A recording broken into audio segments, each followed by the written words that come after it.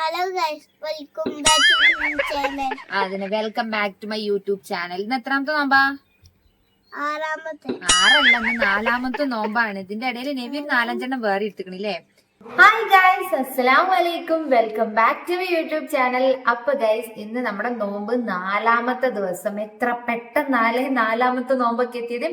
അപ്പൊ ഇന്നത്തെ റെസിപ്പി എന്ന് പറഞ്ഞിട്ടുണ്ടെങ്കിൽ ഇതിനെ വെച്ചിട്ടുള്ളൊരു സംഭവമാണ്. നമ്മളെ ബ്രെഡ് വെച്ചിട്ട് ഇതിനെപ്പറ്റി എനിക്കും വലിയ ധാരണ അല്ല. ഞാനിങ്ങനെ ഇൻസ്റ്റഗ്രാമിൽ വീഡിയോ സ്ക്രോൾ ചെയ്തുകൊണ്ടിരിക്കുമ്പോൾ കണ്ട ഒരു സിമ്പിൾ സാധനമാണ്. അപ്പൊ എനിക്ക് കണ്ടപ്പോൾ കുറച്ചുകൂടി വെറൈറ്റി ആണ്, ഭയങ്കര സിമ്പിൾ ആണ്. ആകെ 2 സാധനം മതി, മുട്ടയും മതി, ബ്രെഡും മതി. അപ്പൊ അത് വെച്ചിട്ട് ഉണ്ടാക്കാന്നാണ് വിചാരിച്ചപ്പോൾ ഇത് എങ്ങനെ ഉണ്ടാവും, എന്താണ് അവസ്ഥ എന്നുള്ളത് എനിക്കും വലിയ ധാരണ അല്ല. അപ്പൊ ഞാൻ എന്തായാലും ഉണ്ടാക്കി നോക്കട്ടെ. അപ്പൊ അത് കണ്ടിട്ട് നിങ്ങൾക്ക് വേണമെങ്കിൽ നിങ്ങൾക്ക് ട്രൈ ചെയ്ത് നോക്കാം. രസമുണ്ടോ ഇല്ല എന്നുള്ളതൊക്കെ ഇതിന്റെ ലാസ്റ്റിൽ ഞാൻ പറഞ്ഞു തരാം. അപ്പൊ ഏതായാലും ഞാൻ ഇതിനെയും കൊണ്ട് പോയിട്ട് എന്തെങ്കിലുമൊക്കെ ഒരു തീരുമാനം ഉണ്ടാക്കട്ടെ. ബാ. ഇന്നും നമ്മുടെ കഥയിലെ താരം ഇവൻ തന്നെയാണ്. മുട്ട 5 മുട്ട എടുത്ത് ഞാൻ പുഴുങ്ങാനായിട്ട് വെച്ചിട്ടുണ്ട്. ഇനി നമുക്ക് മസാലക്ക് വേണ്ടതൊന്ന് അരിഞ്ഞു വെക്കാം. ഒരു 2 വല്യുള്ളി, ഒരു കുഞ്ഞു കഷ്ണം തക്കാളി, കുറച്ചധികം മല്ലിച്ചപ്പ്, പിന്നെ ഒരു പച്ചമുളക്.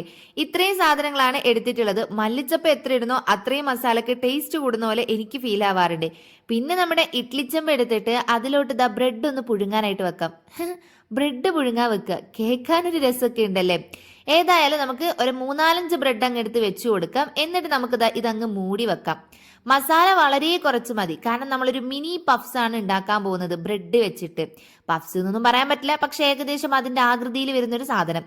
അതിനുള്ളിലോട്ട് കുറച്ച് മസാലയുടെ ആവശ്യമുള്ളൂ. അതുകൊണ്ട് വളരെ അധികമായിട്ടൊന്നും ഉണ്ടാക്കേണ്ട കാര്യമല്ല.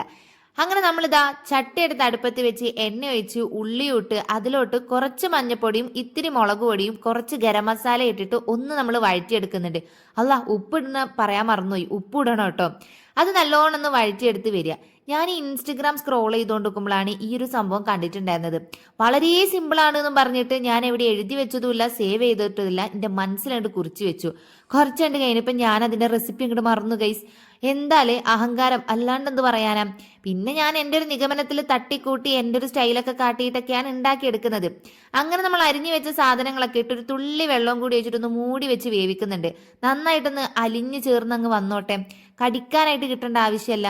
അതിൻ്റെ ഇടയിൽ കൂടെ അമ്മക്ക് തട്ടം ശരിയാക്കി കൊടുക്കാനുണ്ടാകും, പുറം ചൊറിഞ്ഞു കൊടുക്കാനുണ്ടാകും, അത് ഇത് എന്ന് പറഞ്ഞ് കുറേ ആവശ്യങ്ങൾ ഉണ്ടാകും. ഏതായാലും നമ്മുടെ ആവിയൊക്കെ കയറിയിട്ട് ഇവിടെ ബ്രെഡ് സെറ്റ് ആയിട്ടുണ്ട്. അഹങ്കാരം മൂത്തിട്ട് നേരെ കൈകൊണ്ട് പോയിട്ട് എടുക്കാൻ പോയതാണ്. അപ്പം ഉമ്മ പറഞ്ഞു, എൻ്റെ പൊന്നാര റബി അത് ചൂടുണ്ടാവില്ല, എനിക്ക് പോയിട്ട് വല്ല തുണിക്കഷ്ണം എടുത്ത് തുറന്നുകൂടെയെന്ന്. പിന്നെ നമ്മൾ മുട്ട ഒന്ന് തൊലിച്ച് സെറ്റാക്കി വെച്ചിട്ടുണ്ട്. തൊലിക്കാൻ പിന്നെ വലിയ പണിയൊന്നും ഇല്ലല്ലോ. അപ്പം അത് നല്ല കിടിലനായിട്ട് വെച്ചിട്ടുണ്ട്. പിന്നെ അതിൻ്റെ എണ്ണ എടുക്കാനായിട്ട് നമുക്ക് പഞ്ചായത്തിൽ നിന്ന് ആള് വന്നിക്കണം, കണ്ടില്ലേ. 4 മുട്ട മതിയില്ലേ, 5 ആവശ്യമുണ്ടോ, ഒന്ന് ഞാൻ കൊണ്ടോട്ടെ, അങ്ങനെ പല പല ചോദ്യങ്ങളും അതിൻ്റെ ഇടയിൽ കൂടെ കയറി വരാറുണ്ട്. അപ്പം നമ്മുടെ ബ്രെഡ് നല്ല സോഫ്റ്റ് ആയിട്ട് വന്നിട്ടുണ്ട്. അതിൽ നിന്നൊരു ബ്രെഡ് എടുക്കുക, തിരിച്ച് അങ്ങനെ അത് പൂട്ടി വെക്കണം. കാരണം എന്താണെന്ന് വെച്ചിട്ടുണ്ടെങ്കിൽ നമ്മൾ ഇതൊന്ന് ആവിയിലെടുക്കുന്നത് ഇത് പരത്തുമ്പം കുറച്ച് നല്ല ഇതായിട്ട് വരാൻ വേണ്ടിയിട്ടാണ്. മറ്റേത് പരത്തുമ്പോൾ പൊട്ടിപ്പോകാനുള്ള ചാൻസ് ഉണ്ട്. ചിക്കൻ റോളൊക്കെ ഉണ്ടാക്കുമ്പോൾ ഒന്ന് ട്രൈ ചെയ്ത് നോക്കുക.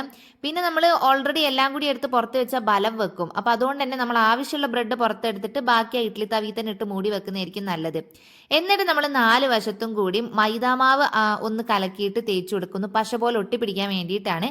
മസാല കുറച്ചിട്ട് കൊടുക്കുക. നമ്മളൊരു മുട്ട 4 കഷ്ണാക്കി മുറിച്ചിട്ട് അതിലൊരു മുട്ട എടുത്ത് വെച്ചിട്ട് ഈ നമ്മുടെ മുട്ട പപ്സ് മടക്കുമല്ലോ, ആ മടക്കണ രീതിയിൽ ഒന്ന് മടക്കി ഇങ്ങെടുക്കുക. മൈദാമാവ് ഉള്ളതുകൊണ്ട് തന്നെ സൈഡൊക്കെ ഒന്ന് ഒട്ടി വന്നോളും. ശ്രദ്ധിച്ച് ചെയ്യുകയാണെങ്കിൽ ബ്രെഡ് പൊട്ടത്തൊന്നുമില്ല. അപ്പം നമുക്ക് എന്ത് ചെയ്യാം, നെക്സ്റ്റ് പോയിട്ട് എടുക്കാം. അപ്പം തുറക്കുന്നു, നമ്മൾ എന്ത് ചെയ്യുന്നു, അതിന് ആവശ്യമുള്ള 2 ബ്രെഡിങ് എടുത്ത് പോരുന്നു. 2 എടുത്തു, എന്നാലേ നമ്മൾ വേഗം ചെയ്യാൻ പറ്റുള്ളൂ. അപ്പം ഞാൻ നിങ്ങൾക്ക് ക്ലിയർ ആയിട്ട് കാണിച്ചു തരാം. ബ്രെഡ് എടുത്തിട്ട് ആദ്യം ജസ്റ്റ് ഒന്ന് പരത്തി കൊടുക്കുക. 4 സൈഡിലും നമ്മൾ എന്ത് ചെയ്യണം, മൈദ കലക്കിയിട്ട് ഒന്ന് ഒട്ടാൻ വേണ്ടിയിട്ട് തേച്ച് കൊടുക്കുന്നുണ്ട്. അതിൻ്റെ ഇടയിൽ കൂടെ നമ്മൾ മുട്ട ഇങ്ങനെ 4 കഷ്ണങ്ങളാക്കി എടുക്കണം. 2 വെക്കാൻ പറ്റില്ല ഗൈസ്, കാരണം ഇത് നമ്മുടെ ഷീറ്റ് അല്ല, വലിയ അലാക്കിൻ്റെ വലുപ്പമൊന്നുമില്ല, ആ ഒരു കുഞ്ഞി കഷ്ണം ബ്രെഡ് അല്ലേ.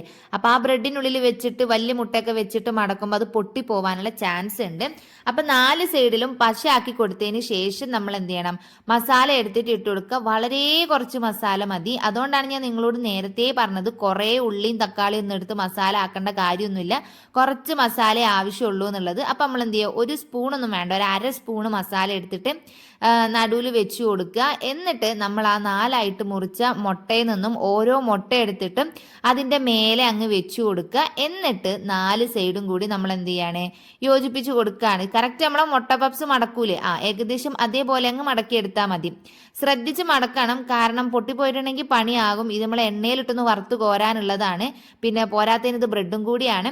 ശ്രദ്ധിച്ചതാ 4 സൈഡും കൂടി ഇങ്ങനെ മടക്കിയെടുക്കുമ്പോൾ നമ്മളുടെ മിഷൻ സക്സസ്ഫുള്ളി കംപ്ലീറ്റ് ആകും. ഗൈസ് കണ്ടോ, നല്ല സുഖമായിട്ട് ഇങ്ങനെ വരും. ആദ്യത്തെ 1-2 ചെയ്യുമ്പോഴേ ബുദ്ധിമുട്ടുണ്ടാവുള്ളൂ. പിന്നെ നമ്മളത് പ്രോമാക്സ് ആകുമ്പോൾ പെട്ടെന്നൊരു വേഗം ചെയ്തെടുക്കാൻ ഇതാവും. കുറച്ച് സമയം പിടിക്കുമെന്ന് ചോദിച്ചാൽ വലിയ സമയമൊന്നും പിടിക്കൂല, എന്നാലും കുഴപ്പമില്ല, ഈസിയാണ്. ഇതിങ്ങനെ ചെയ്തെടുക്കാനേ കുറച്ച് ബുദ്ധിമുട്ടുള്ളൂ. പിന്നെ ഇമ്മച്ചി പറഞ്ഞു 2-3 ദിവസമായിട്ട് ചിക്കൻ അല്ലേ, അപ്പം നമുക്ക് ഈ പ്രാവശ്യം മീനാക്കാം, മീൻകറിയും പത്തിരി ആക്കാന്ന് പറഞ്ഞിട്ട് ഉമ്മ മീൻകറി അടുപ്പത്തി വെച്ചിട്ടുണ്ട്.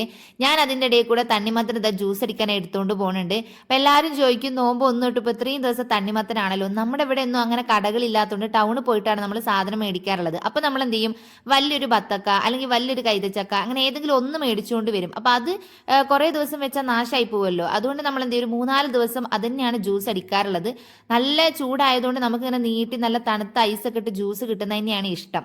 അപ്പോൾ അത് കഴിയുമ്പോഴാണ് നമ്മൾ നെക്സ്റ്റ് ഐറ്റം വാങ്ങിയിട്ട് വരും. 3-4 ദിവസത്ത് കുടിക്കുമ്പോൾ നമുക്ക് മടുക്കുമല്ലോ. അപ്പോൾ അത് ഒഴിവാക്കിയിട്ട് നമ്മൾ നെക്സ്റ്റ് ഫ്രൂട്ട് വാങ്ങിയിട്ടിടും. നമ്മൾ അങ്ങനെയൊക്കെ ആട്ടോ ചെയ്യാറുള്ളത്.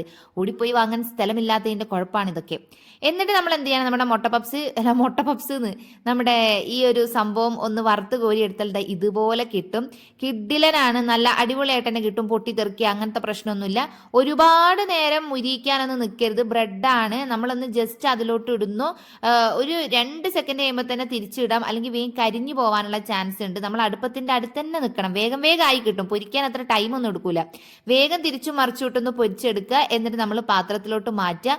അതിൻ്റെ കൂടെ നമുക്ക് കൂട്ടാനായിട്ട് ടൊമാറ്റോ സോസും കൂടി ഉണ്ടെങ്കിൽ കിഡിലനാണ്. മുട്ട പപ്സിന്റെ ടേസ്റ്റ് ഒന്നുമല്ല, തട്ടുകടയിൽ നിന്ന് വാങ്ങുന്ന ഒരു എണ്ണപ്പലഹാരത്തിന്റെ ഒരു ടേസ്റ്റ് വരുന്നുണ്ട്. അത് ഏത് എണ്ണപ്പലഹാരം എനിക്ക് ഓർമ്മയില്ല, പക്ഷെ നല്ല ടേസ്റ്റ് ഉണ്ട്. നല്ല മുരിഞ്ഞു നിൽക്കും ബ്രെഡ് ഇങ്ങനെ. അതിൻ്റെ ഉള്ളിൽ ആ മസാലയും കൂടി വരുമ്പം അടിപൊളിയാണ്. ഞാനൊരു 5 ഇരുന്ന് തിന്നിട്ടുണ്ടായിരുന്നു. എനിക്ക് നല്ല ഇഷ്ടപ്പെട്ടു ഗൈസ്. അങ്ങനെ ബാങ്കൊക്കെ കൊടുത്തു. നമ്മളിതാ നോമ്പ് തുറക്കാൻ, ഇന്ന് അനിയന് നോമ്പ് തുറ ഉണ്ടായിരുന്നു അമ്മായിൻ്റെ വീട്ടിൽ. അപ്പോൾ അവൻ അങ്ങോട്ടേക്ക് പോയി. ഞങ്ങൾ എല്ലാവരും കൂടി ഇരുന്ന് ജ്യൂസൊക്കെ കുടിച്ചപ്പോൾ തന്നെ ഒരു മനസുഖം. കാരണം ഈ ചൂടും അതിൻ്റെ ഇടയിൽ കൂടെ അടുപ്പത്തും കൂടി നിന്നിട്ട് വരികയല്ലേ, അപ്പോൾ ഭയങ്കര ഇതായിരുന്നു. അപ്പം നമ്മുടെ കടി ഞാനൊന്ന് ടേസ്റ്റ് ചെയ്ത് നോക്കട്ടെ. ടേസ്റ്റ് ചെയ്തിട്ട് നല്ല ടേസ്റ്റ് ഉണ്ട്. എന്തായാലും നിങ്ങളൊന്ന് ട്രൈ ചെയ്ത് നോക്കട്ടെ. കാരണം ഞാൻ ഇത്രയും പ്രതീക്ഷിച്ചിട്ടില്ലായിരുന്നു. വലിയ കുണം ഞാൻ വിചാരിച്ചിട്ടില്ലായിരുന്നു. കാരണം അതിലുണ്ടാക്കി കണ്ടപ്പോൾ എനിക്ക് അത്ര കണ്ട് പറ്റിയിട്ടില്ല. പക്ഷെ ഉണ്ടാക്കി വന്നപ്പം എനിക്കൊരു നല്ല ടേസ്റ്റ് ആയിട്ട് തോന്നി, എനിക്ക് ഇഷ്ടപ്പെട്ടു. അപ്പം ഭയങ്കര സിമ്പിളാണ്, എന്തായാലും ട്രൈ ചെയ്ത് നോക്കുക. അപ്പം ഇന്നത്തെ നോമ്പിൻ്റെ വിശേഷങ്ങൾ ഇത്രേ ഉള്ളൂ. അടുത്ത വിശേഷമായിട്ട് വരാം. ബൈ.